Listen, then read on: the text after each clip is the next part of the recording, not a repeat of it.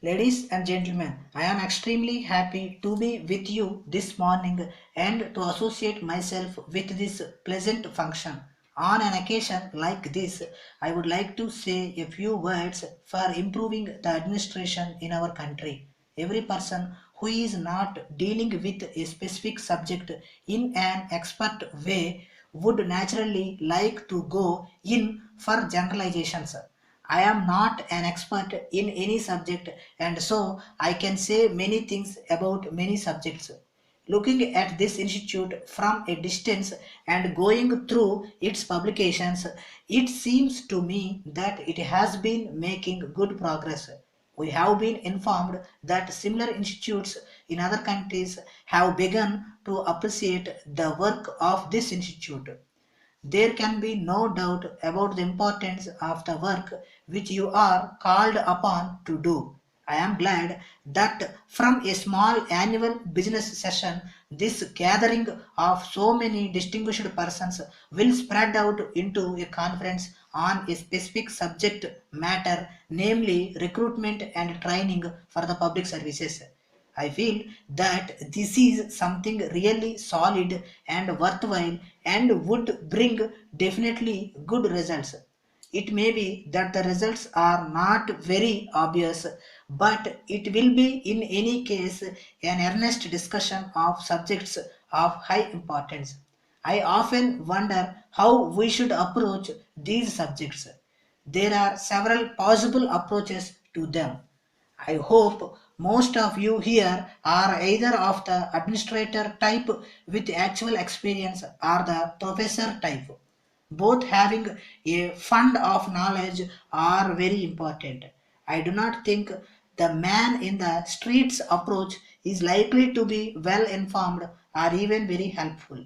However, it is obviously an important approach because the administration is ultimately meant to serve such people. You must always remember that aspect, otherwise, you will have no solid ground under your feet. The administration not only has to be felt to be good by the people affected, that should always be so, but it is all the more necessary in a fully democratic setup. An administrator who is doing honest work and who knows that he is doing his utmost often does not receive the recognition that is due to him. In fact, he meets with severe criticism and feels hurt. An able administrator will always do the right thing and also make the people feel that he reflects their wishes. A feeling must come to the people that he is reflecting their wishes. He cannot listen to or agree with each and every person who advises him, but by his manner of functioning, he should make them realize that he has given due consideration to what they said and that he has been courteous not only to them but to their thinking. That way, by and large, he will be able to satisfy each of them. The traditional concept of administration, apart from the normal life of the community, is completely out of date today. In fact, the administrator who knows nothing of other jobs would not be a good administrator. In the highly complex society of today, the integrating aspect of his role has become exceedingly important, and he must therefore keep himself fully informed not only of the developments in the community he serves but also of those in the world at large. There are many problems, but the general impression that I get of the world is an impression of disintegration and not of integration. Anyhow, we are all living in a disintegrating world where standards have disappeared, moral values have been given go by, and people think more and more in terms of power over nature. It is obvious that all this technological and scientific progress in the world, unless it is balanced by some kind of moral standards, is likely to lead to destruction. Therefore, I think that it is of the highest importance that this institute should give due consideration to the administrative problems of self government, more particularly to those of panchayats. It is very necessary to evolve ways and means to combat factions and corruption in public administration. We have to struggle hard for their complete elimination, and this requires higher standards of integrity on the part of the people. The biggest factor that leads to corruption is delay. Therefore, some methods should be found out which make delay impossible. If there is no delay, there is certainly no corruption. I was very happy to note that this institution has done wonderful work in the past. I must congratulate all those who are responsible for that. I am fully confident that this institute will continue to do its best for improving the administration in this country. I would now like to close with an expression of my sincere thanks to you all. A special tribute of honor and appreciation is due to the principal who, apart from his normal work, has done an excellent job in maintaining the high reputation of this institute.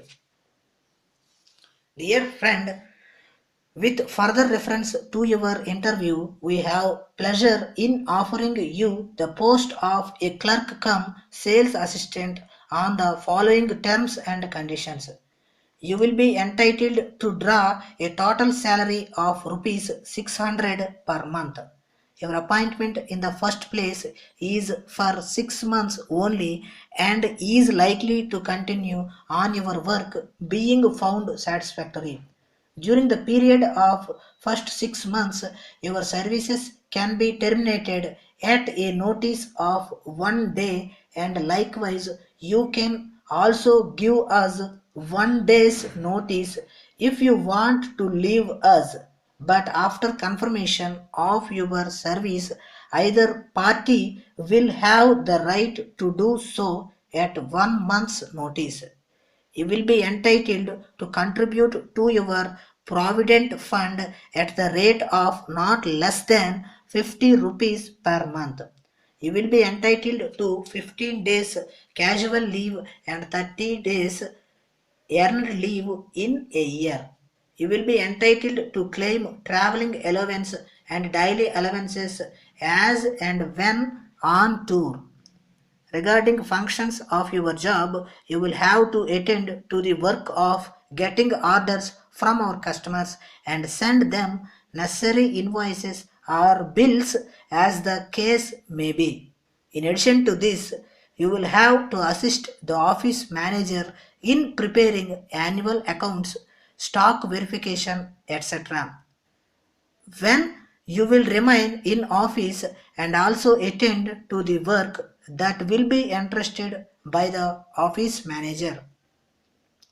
If you accept the offer on the above terms and conditions, you are requested to report for duty before 10th March, producing your original certificates pertaining to your qualifications, date of birth, previous experience, etc. for verification. You are also requested to produce character certificate from two respectable persons residing in your locality which will not be returned to you.